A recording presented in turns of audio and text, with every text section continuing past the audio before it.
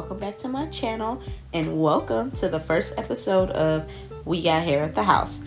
So I know I'm not the only one who has a bag full of hair in their closet or wherever you keep it. I've got a whole duffel bag. And I know y'all see these prices rising, so we gonna make it do with the hair that we have in the house. So today I'll be doing some Alicia Keys inspired cornrows. Also, y'all, little disclaimer, I have the flu during this video, so y'all are gonna see me struggling. Y'all are literally gonna see me struggling so bad. I literally started my hair and then I stopped and went to church, and then I was dying at church, and then I came back and laid it out for a little while, and it just took me forever to do this simple style because I was stopping and laying down the whole time. I was literally sick as a dog, y'all, and I still kind of am, but you know what, we're not gonna talk about that. So for starters, I'm just going to go ahead and part off a row at the bottom. I don't know how y'all like to do y'all cornrows or feed-ins, whatever you want to call them, but I like to do a small row at the bottom, and then I like to do the feed-ins.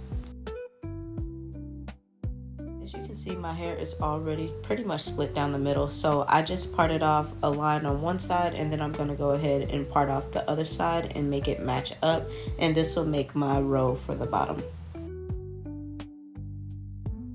Y'all, I know Dollar Tree is turning into Five Below and Walmart and everybody else, but don't sleep on this little brush. So starting off my boxes, I'm just going to part down the middle, and then I'm just going to use the braid gel to help me, but I ended up making 4 braids for this bottom row. And before I forget, this is my inspo, by the way.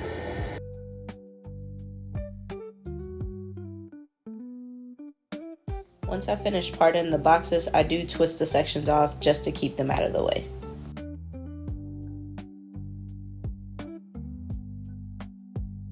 And this is what it's looking like.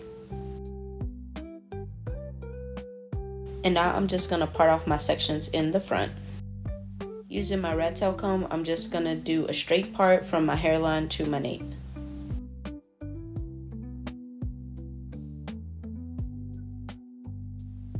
Bro, do y'all see me mouth breathing? Like, I hate mouth breathing so bad, but when I can't breathe through my nose, you know, it's the only other option. My lips was so dry during this video. I was so mad at myself because I'm like, why are you doing your hair when you literally can't breathe? And I barely could stand. But you know what? The job has to get done. This is the pains of being the stylist and the client.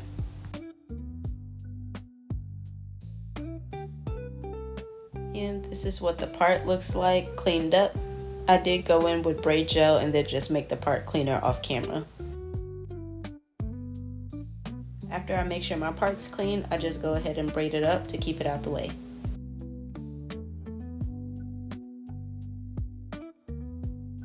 And this is sped up, but I pretty much just went ahead and did my other sections. So I just parted the sections based on how I saw the girls' braids in the picture. So yeah, this is just the best way that I can replicate it.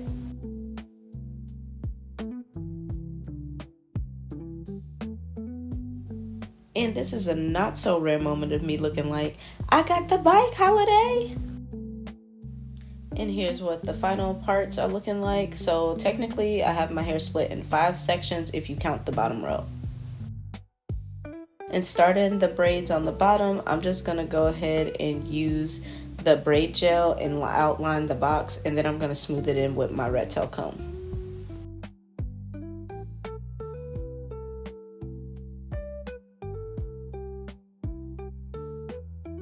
These are a couple braid mixes that I already had at home, of course, and I went with the darker one.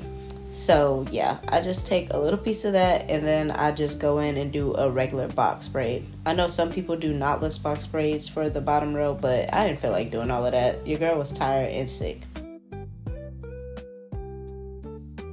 Also, if y'all want to have a smoother braid process with a synthetic braid hair, or you just want it to be a little softer, go in with some oil and brush it through the braid hair. That works so good for me. Here is what the braids are looking like at the bottom.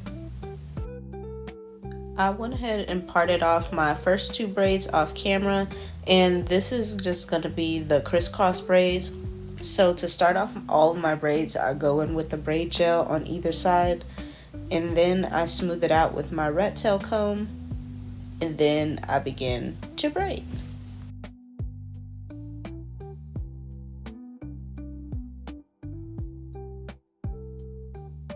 So when doing the crisscross braids, you want to start off with 4 sections, and then you want to cross over at the little T section.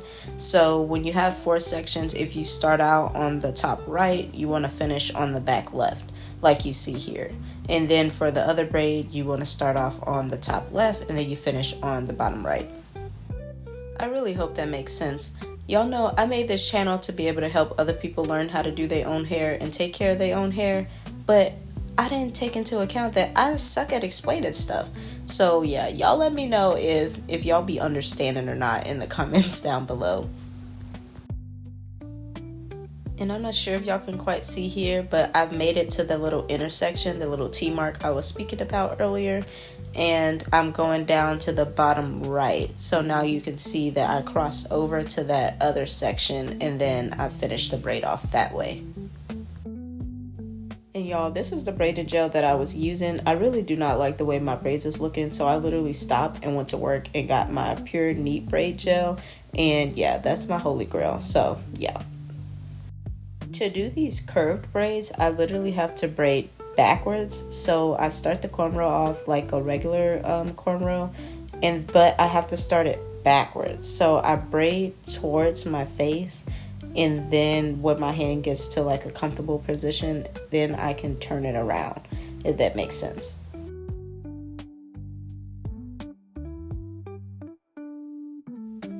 It was also a bit of a struggle for me to add the braiding hair in while doing this, but I just did it and I kept it moving. So I just add the small piece of braiding hair as I go.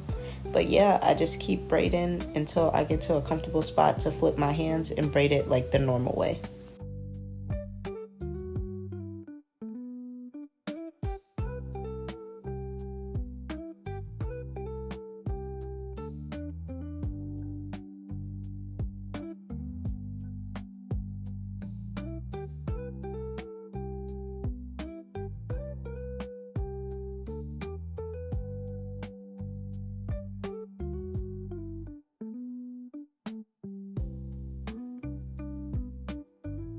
So y'all, I finished about 7 braids before I ended up having to go to church, but I still was able to part off in the middle and just braid my regular hair, as you can see here. And you can also see me here dying, literally stressing, literally contemplating my existence. Like, I hate being sick, and it always happens to me. But anyways, the show must go on. So I just go in with my braid gel and I apply it to the section on either side, and then I smooth it in with my rat tail comb. Okay, so when starting off the cornrow, I take about a 1/2 inch or bigger section to start off and split my hair in the 3 pieces, and then I cornrow. I've been seeing so many people say start off with tiny pieces at the front of your cornrow, and y'all, please do not do that. It literally pulls your hair out. Like, I've done that before, and I used to do my clients' hair that way, but no, it literally pulls your hair out. So it's not going to kill you to make just a little tad bit bigger section. It's still going to look nice. It's still going to look cute, I promise you. Also, don't mind my son snoring in the background. That boy know he was supposed to have been asleep in his bed, but he's in mine, of course. But yes, y'all, we are in the business of preserving our hair, and we want the hair health. We want the hair longevity. So we're going to go ahead and do these styles in a way that is actually going to be protecting our hair. Because I also see so many people talking about how braids is not a protective style and it doesn't do anything or whatever. But we don't pay attention to how we're actually keeping up with our styles or how the style is actually being done. So we need to make sure we're paying attention to that, because that's what makes or breaks a protective style.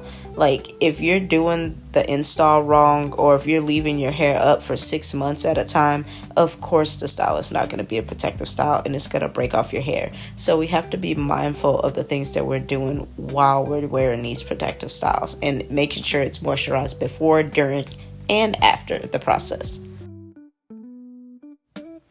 But yes, so as you can see here, I'm just adding tiny pieces of the braid hair, and I'm just going to keep braiding until my hand gets in a comfortable position to flip it and braid it the regular way, like now.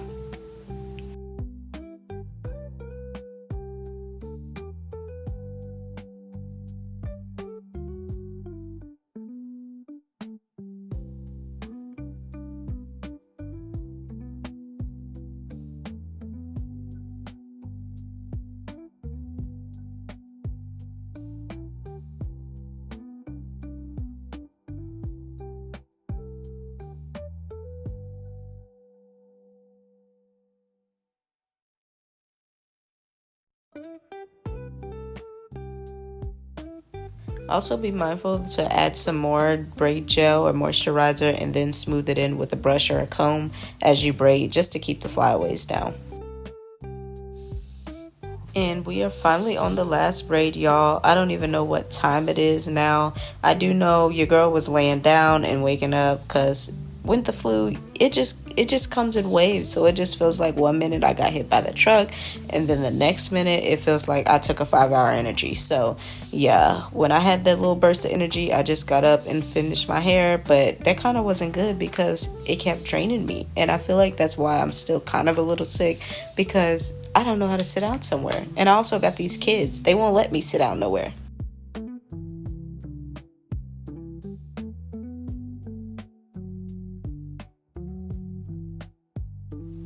And here's what everything is looking like before I put the foam on and dip my ends. Y'all, I'm so freaking clumsy. I run into everything, drop everything. I don't be knowing what be going on. Now going in with the mousse, I just go in up. See what I say? I'm clumsy. So anyways, I just go in and just put it on my scalp and I rub it in. And your girl was battling. Every 3 minutes, I felt like I had to sneeze. Like, I cut so much of that stuff out when I was literally sneezing and just dying, blowing my nose. Like, y'all, look how red my nose is.